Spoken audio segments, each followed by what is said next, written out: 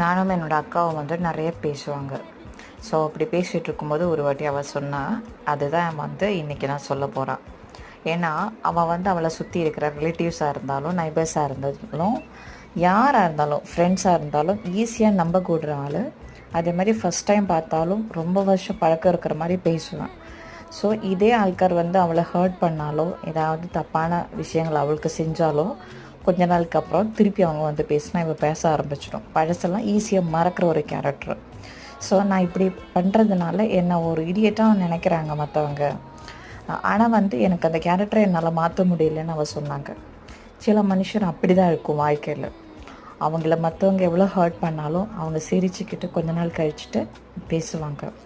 ஆனால் என்னை பொறுத்த வரைக்கும் அவங்க நல்ல கேரக்டர் தான். ஆனால் வந்து அவங்க அவங்க மனசில் இருக்கும் அந்த காயம். அதனால் அவங்களால அந்த கேரக்டர் விட்டு வெளியில் வர முடியல.